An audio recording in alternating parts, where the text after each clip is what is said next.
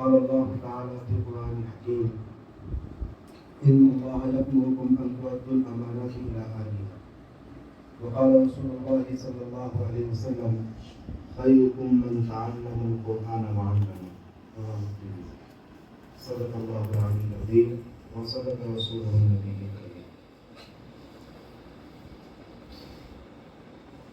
یہاں بیٹھے ہوئے ہماری معزز علماء کرام اور تحریک کرانے کو ممنون اور اس اسکول کے اہم اراکین طلباء و طالبات،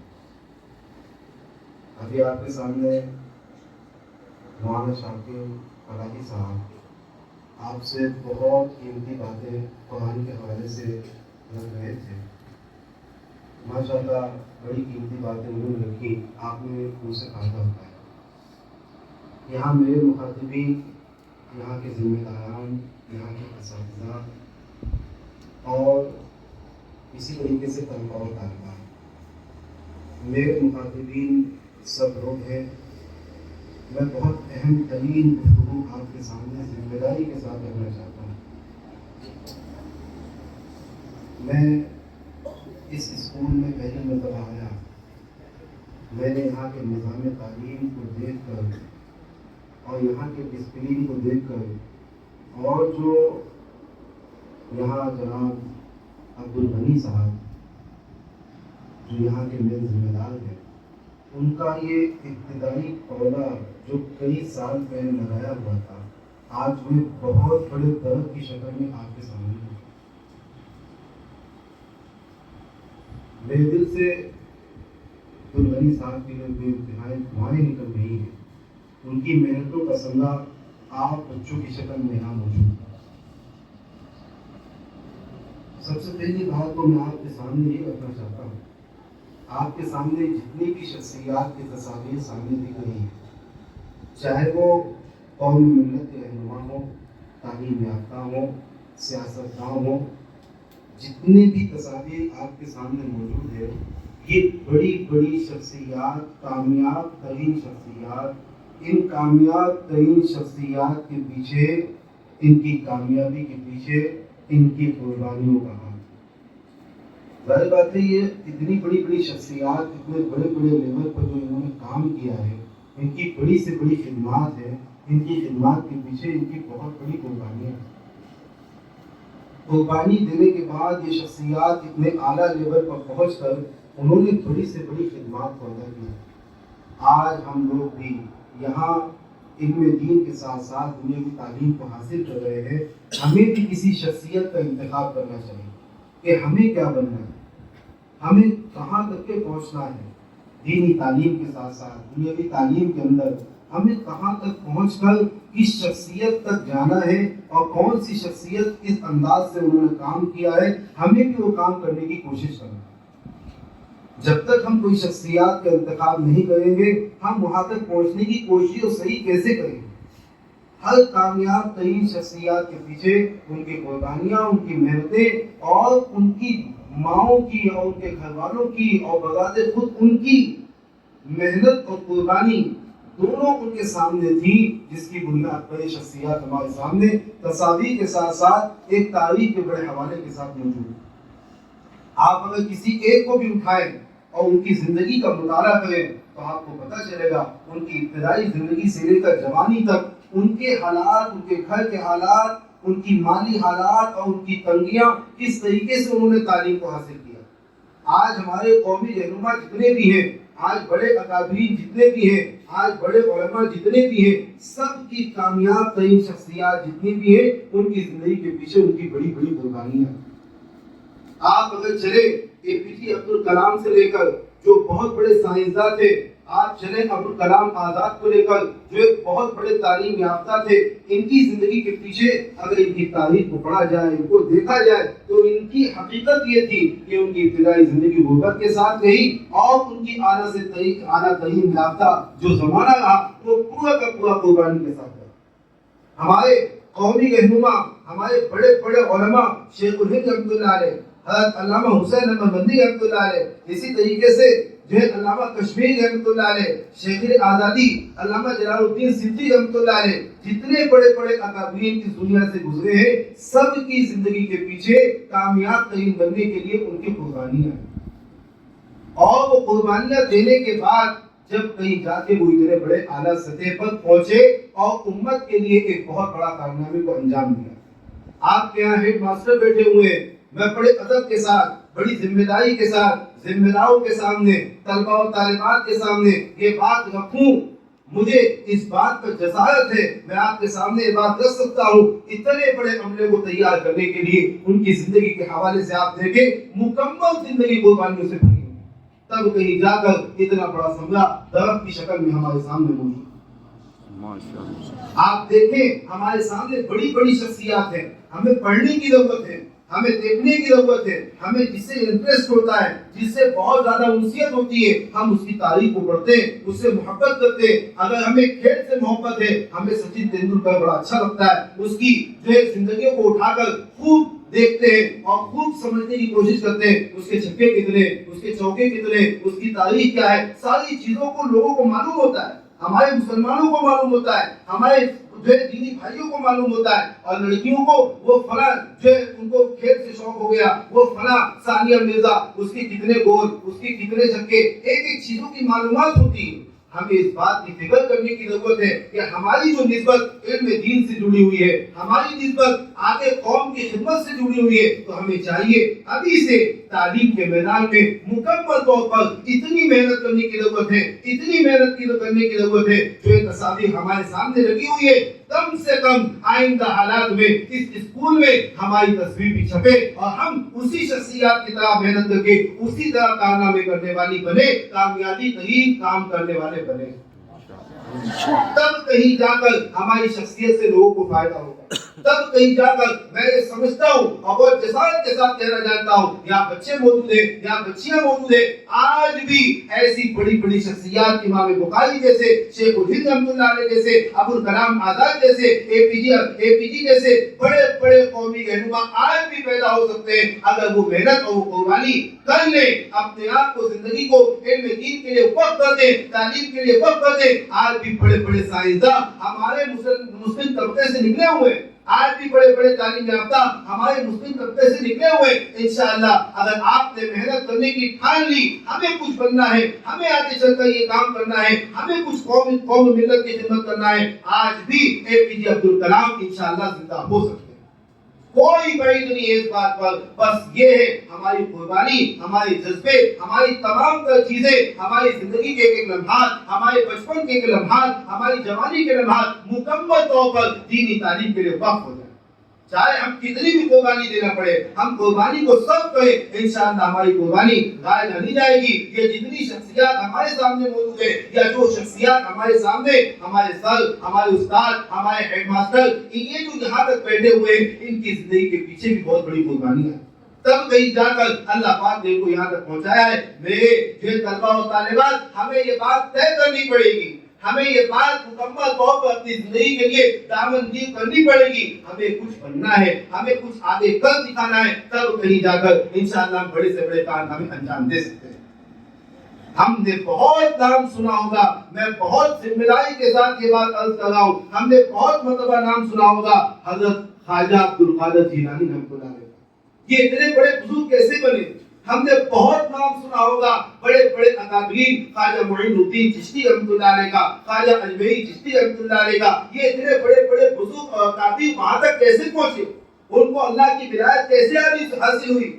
میرے طلبہ و طالبات، میں آپ کو بہت دکھے دل کے ساتھ کہتا ہوں، خواجہ معین الدین چشتی سے لے کر خواجہ اجمیری سے لے کر خواجہ عبدالقادر جیلانی رحمۃ اللہ علیہ جس وقت سرہند کے علاقے سے بغداد پہنچے ہیں، صرف اور صرف علم دین حاصل کرنے کے لیے، محض 15 سال کی عمر تھی، ماں نے یہ کہلا کر بھیجا تھا کہ بیٹا وقت آ جائے کسی سے جھوٹ نہ بولنا، ایک 40 دینار کے چند جو ہے پیسے آپ کے یہاں پر تھیلی کی طرح باندھ دیے تھے اور وہ قافلے کے ساتھ بغداد شہر پہنچے. بغداد کو حکومت تھی, بغداد کو شہر تھا جو علم دین کا گڑھ تھا, دنیاوی تعلیم کا گڑھ تھا. بہترین تعلیم یافتہ, بہترین اکابرین, بہترین علماء, بہترین سائنسداں, بہترین جغرافیائی جو تعلیم یافتہ کو وہ بغداد کے اندر موجود.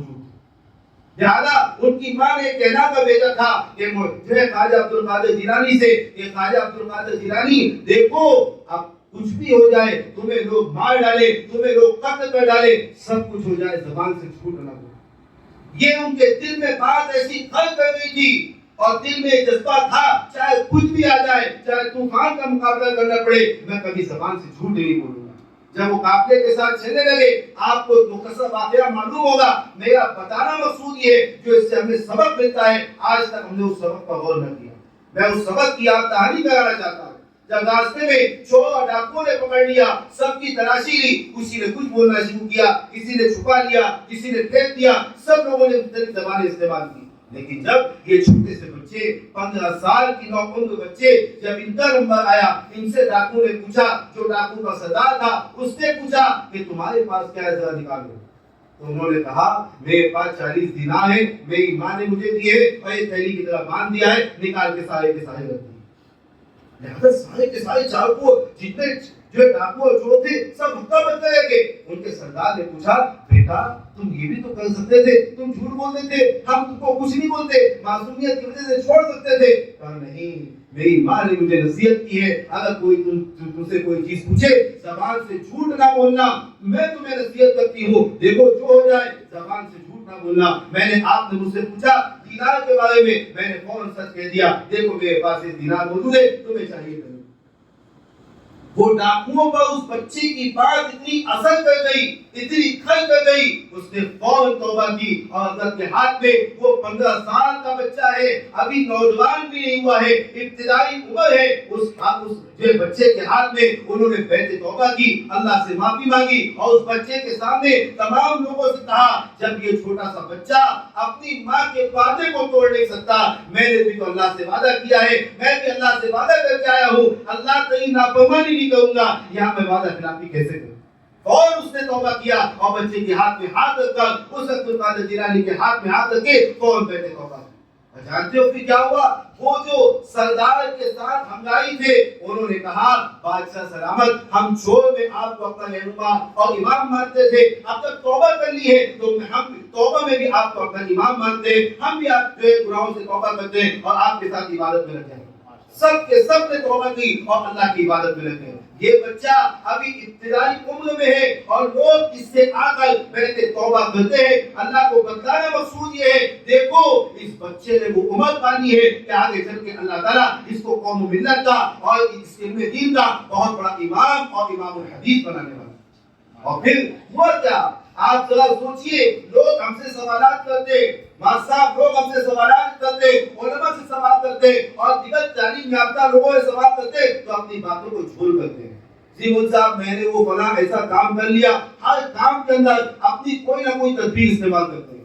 آج امت کے اندر ڈر کہاں چلا گیا. آج ہمارے بچوں کو دیکھیے, طلبہ و طالبات کو دیکھیے, میں آپ سے شکایت نہیں کر رہا, میں اپنی شکایت پیش کر رہا ہوں. بہت سے بچے وہ ہوتے ہیں جو چھوٹی چھوٹی باتوں میں جھوٹ بول دیتا ہے, چھوٹی چھوٹی چیزوں میں جھوٹ بول دیتا ہے. لیکن یہ بچے کو دیکھیے, کامیاب ترین بندہ بننا ہے, کامیاب ترین شخص بننا ہے, ابتدائی عمر سے اسے طے کرنا ہوگا میں اپنی زبان سے کبھی جھوٹ نہیں بولوں گا, اللہ کی نافرمانی نہیں کروں. اور پھر جب یہ بغداد کی سرزمین پہ پہنچے, کیسی عالمگیر انہوں نے محنت کی ہے. بغداد کی سرزمین میں انہوں نے بہت اچھے طریقے سے علم دین کو حاصل کیا. بڑی غربت کا زمانہ تھا, وہ 40 دینار جب ختم ہو گئے, اب سوچا کہاں جاؤں, بیچارے روڈ پہ پڑے ہوئے جو کچھ کیلے کے چھلکے ہوتے تھے, انار کے پھل ہوتے تھے, اس کو اٹھاتے تھے اور دھو کے کھا لیا کرتے. آج بتاؤ ہمارے سامنے یہ چیزیں موجود ہیں نہیں, اللہ نے فرمانے کی ہے, ہمارے ماں باپ کو وسعت دیا ہے, ہمارے سامنے سب کچھ موجود ہے. انہوں نے کتنی بڑی قربانی دی علم دین کے خاطر کہ بتاؤ وہ پھل کے ٹکڑے دھو کے راتوں میں کھا لیا کرتے تھے, دن بھر اسی حالت میں رہتے تھے, کچھ زبان کو چکھنے کے لیے نہیں ملتا تھا, اور پھر علم حدیث حاصل کرنے کے لیے امام غزالی کے درس میں بیٹھا کرتے تھے. اور پھر جب دھیرے دھیرے زمانہ گزرتا چلا گیا، ایک موقع کی بات ہے، اسی علاقے کے اندر درسگاہ کے اندر بیٹھے ہوئے 3 دن سے زیادہ وقفہ گزر گیا، کھانے کے لیے کوئی چیز نہ ملی، بڑے پریشان ہوئے، بھوک کی شدت نے اتنا مار ڈالا کہ اب کوئی چیز میں دل نہیں لگتا، باہر نکلے لوگوں کی تلاش میں، شاید کہیں سے کچھ ٹکڑا مل جائے، کوئی روٹی مل جائے، کوئی نانے داش مل جائے۔ ایک نان بائی کی دکان پہ ایک شخص بیٹھا ہوا تھا، یہ بچہ وہیں کھڑا ہوا تھا، اس نان بائی والے شخص نے جو روٹی کھا رہا تھا، اس نے جب دیکھا یہ بچے کی شکل و صورت کو، بڑی حیا اس کو آئی، اس نے بچے کو بلایا، سامنے بیٹھایا اور کہا بیٹا تمہیں کیا بات ہے، تم کیوں پریشان ہو؟ کہا مجھے روٹی کی بڑی شدت لگی ہوئی ہے، میں بہت زیادہ بھوک سے پریشان ہوں۔ انہوں نے کہا آؤ تم میرے مہمان بن جاؤ، فوراً وہاں روٹی کھلانے لگا۔ ان سے تعارف ہوا اس شخص کا کہ بتاؤ تم کون ہو، کہاں سے آئے ہو؟ انہوں نے بتایا میں جیلان کا رہنے والا ہوں، میرا نام عبد القادر ہے۔ اس نے جیسی سنا وہ تو زاو قطار ہونے لگا اور ان کے ہاتھ پر ہاتھ دیا، پیر چھونے لگے، کہا تم عبد القادر ہو، جیلان کے رہنے والے ہو؟ اے میں تمہارا، تم میرے مہمان نہیں ہو بلکہ میں تمہارا جو مہمان ہوں۔ یہ پیسے جو میں تم کو روٹی کھلایا ہوں یہ تمہاری والدہ نے یہاں مجھے بھیجا تھا، میرے بیٹے کو پیسے دے دینا، وہ اپنے جو گزر کے لیے اپنے پیسے کو استعمال کرے گا۔ میں پورے بغداد شہر ڈھونڈ چکا ہوں، آپ کے بارے میں کوئی پتہ نہ چلا، میں یہاں آ کر بیٹھ گیا، حتیٰ کہ میرے پیسے ختم ہو گئے، اب میں جو روٹی کھا رہا ہوں یہ آپ ہی کے پیسے سے کھا رہا ہوں، یہ آپ میرے مہمان نہیں ہے بلکہ میں آپ کا مہمان ہوں۔ فوراً ان کو جو چند روٹی کے پیسے دیے، پھر ان کے ذہن میں خیال آیا کہ نہیں روٹی میں نے تو کھا لی ہے، میرے ساتھیوں کا کیا حال ہے؟ ان کے 40 ساتھی تھے، 40 کے 40 ساتھی سب کے سب بھوک کی شدت سے 3 دن سے تڑپ رہے تھے، ان کے لیے روٹی لی 40 درہم کی، ان کو لے کر ساتھیوں کے درمیان تقسیم کر دی۔ ساتھیوں نے بڑے ذوق و شوق کے ساتھ کھایا۔ ساتھیوں نے پوچھا یہ پیسے کہاں سے آئے؟ کہا یہ میری ماں نے مجھے دے کر بھیجا تھا، 40 دینار میں نے سب تم نے خرچہ کر دیے، اب بتاؤ کیا ہوگا، اب تمہارے تعلیم کا کیا ہوگا؟ یہ تو 6 مہینے چل سکتے تھے۔ کہا نہیں، میرے دل کے اندر یہ جذبہ ہے جب میں کھاؤں تو میرے ساتھی کیوں بھوکے رہ جائے، یہ وہ شوق اور جذبہ تھا، تاکہ امت کی قوم و ملت کا یہ جذبہ اگر سامنے آتا ہے تو خدا کی قسم اللہ اسے اتنے پیغام چڑھاتے ہیں وہ سوچ بھی نہیں سکتا، اللہ اسے قابل ترین شخصیات بنا کر لوگ کے درمیان پیش کر دیتا۔ طالبان ہمیں کوشش کرنا ہے، ہمیں اس بات کی صحیح کرنا ہے۔ میں آپ کو ایک اور بات بتاتا ہوں، احمد علی لاہوری رحمۃ اللہ علیہ کی جب میں وہ قصہ سناتا ہوں میرے دل کے رونگٹے کھڑے ہو جاتے ہیں۔ وہ بھی بغداد شہر پہنچے تھے اور وہ زمانہ تھا جو امام مالک رحمۃ اللہ علیہ کا زمانہ۔ اللہ اکبر کبیرہ، امام مالک کو اس زمانے میں جمع قرآن کے سلسلے میں کہ قرآن پاک کیا چیز ہے اس سلسلے میں بحث چھڑی تھی، اس کے نام پر ان کو روپوش کر دیا گیا تھا، بادشاہ نے روپوش کر دیا کہ تم درس حدیث نہیں دے سکتے۔ اور یہ احمد صاحب رحمۃ اللہ علیہ بہت دور کا سفر کر کے اس زمانے میں بغداد پہنچے۔ جب پتہ چلا امام مالک کو روپوش کر دیا گیا ہے، وہ تلاش کرنے لگے امام مالک سے مجھے علم حدیث حاصل کرنا ہے، کہ میں ان کو کہاں تلاش کروں؟ لوگوں سے پوچھا کہ بتاؤ کہاں ہے، بتاؤ کہاں ہے۔ ایک شخص نے اشارہ کیا، وہ فلاں علاقے کے اندر ایک گاؤں کے اندر چھوٹی سی بستی ہے، وہاں پر ان کو روپوش کیا گیا ہے، اس کمرے میں کسی کو جانے کی اجازت نہیں۔ لیکن دل میں ایک جذبہ تھا، ایک ملال تھا، ایک فکر تھی کہ نہیں میں اتنے دور سے سفر کر کے آیا ہوں، یہاں کھانے کی تلاش میں نہیں آیا، علم حدیث کی تلاش میں آیا ہوں۔ اگر امام مالک کا انتقال ہو گیا مجھے علم حدیث کون دے گا، مجھے کون سکھائے گا؟ یہ فکر اور یہ فکر ان کے دامن گیر تھی، ان کے دل میں جذبہ تھا۔ جب وہ وہاں پہنچے تو پہنچنے کا طریقہ انہوں نے اختیار کیا، یہ نہیں کہ مجھے اچھے کپڑے مل جائیں، مجھے اچھا لباس مل جائے، مجھے اچھا کھانا مل جائے، یہ چیزیں تعلیم کے لیے رکاوٹیں نہیں بننی چاہیے۔ اگر نہیں ہے، ہمیں جس حالت کے اندر ہمارے قوم و ملت کے رہنما آگے بڑھ کر آپ کو تعلیم کے لیے آگے بڑھانا چاہتے ہیں اور ہم تعلیم سے پیچھے ہٹنا چاہتے ہیں، ذرا ہماری ان اکابر کی تصویر کو میں دکھانا چاہتا ہوں۔ دیکھو اس احمد علی نے کس طریقے سے اپنا بھیس اپنایا، اپنے کپڑوں کو پھاڑ ڈالا، اپنی اس حیت کے اندر اس جو شاہی دربار کے ہوتے ہوئے امام مالک تک پہنچ نہیں سکتے تھے، لیکن انہوں نے اپنے کپڑوں کو پھاڑ ڈالا، جگہ جگہ سے پھاڑ ڈالا، اپنے گھٹنوں کو زمین پر ٹیک دیا اور کہنے لگے اجیکم اللہ، اجیکم اللہ، میں دنیا کا بھکاری ہوں، لاؤ مجھے دینار دو، مجھے دینار دو۔ ایسا پوری گلیوں کے اندر گھومتے تھے تاکہ لوگوں کو پتہ چل جائے کہ میں بھکاری ہوں، لوگ مجھ پر شک نہ کریں، لوگ مجھ کو نہ پکڑیں۔ جب یہ شخص بھکاری شخص دھیرے دھیرے چلتا ہوا اس گلی تک پہنچ तो गली से गुजरता हुआ इमाम मालिक के दरवाजे को पहुंचा।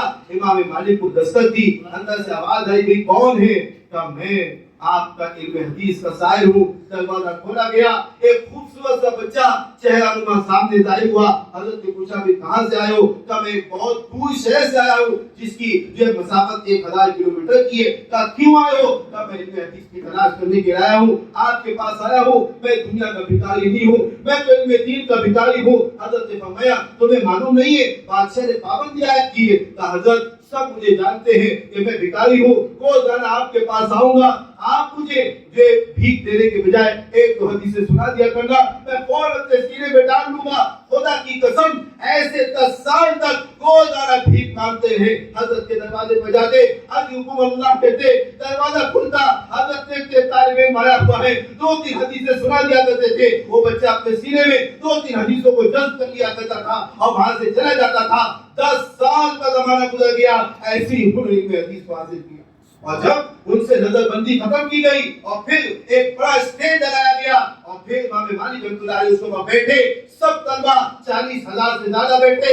इमाम मालिक की निगाह उस बंदे पर पड़ी जो रोजाना भिखारी की शक्ल इख्तियार करके मेरे पास आता था। उसको बुलाया, आगे बुलाया, वो पीछे न बैठे, वो आगे आकर बैठे, ये मेरे करीब बैठे, क्योंकि मैं इल्म हदीस का जाहिर उसको सुनाऊंगा, इल्म हदीस की हूं मैं इससे हासिल करूंगा। ये वो जज्बात वाले लोग थे, ये वो शख्सियत थी जिसकी बुनियाद पर ये इल्म कुरान, ये इल्म हदीस हम तक पहुंचा है और ये साल का साल कुर्बानियों के साथ पहुंचा है। जब तक अगर कुर्बानी नहीं लगेगी किसी चीज पर, अगर कोई चीज सही नहीं लगेगी, वो चीज हमको कमा हासिल नहीं हो सकती।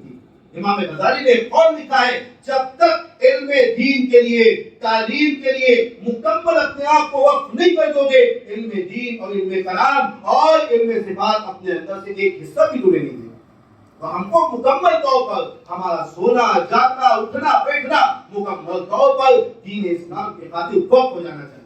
ये बच्चों से मैं खिताब करके ये बात समझाना चाहता हूँ, देखो हमारे जितने भी जो बड़े बड़े अकाबीर हैं, उन्होंने कुर्बानियों के साथ, कितनी कुर्बानियों के साथ इस इल्म दीन को हम तक पहुंचाया है। उस जमाने में हज़रत सहाबा ने बड़ी से बड़ी कुर्बानियां दी, जिसके जरिए से इल्म दीन हम तक पहुंचा, कुरान पाक हम तक पहुंचा, इल्म हदीस हम तक पहुंचा। ये सब के पीछे एक बहुत बड़ी कुर्बानियों का हिस्सा लगा हुआ है।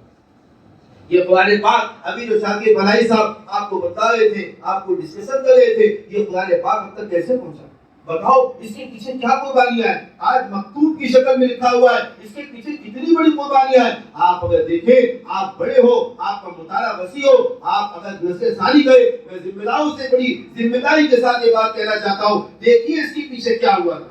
इसके पीछे सबसे बड़ा हाथ हज़रत सहाबा की कुर्बानी का था। बाबू जमील कुरान के अंदर जिस वक्त ग़ज़वे यमामा हुआ, कई 100 सहाबा शहीद हुए, कुफ़ार सहाबा शहीद हो गए। उसके बाद हज़रत उमर रज़ियल्लाहु तआला ने ये गुजारिश की हज़रत सिद्दीक़ अकबर से, ऐ सिद्दीक़ अकबर, ऐसे अगर अकाबीर सहाबा शहीद होते चले गए, कुरान पाक की हिफाजत कैसे हो पाएगी, कुरान पाक कैसे महफूज रह पाएगा।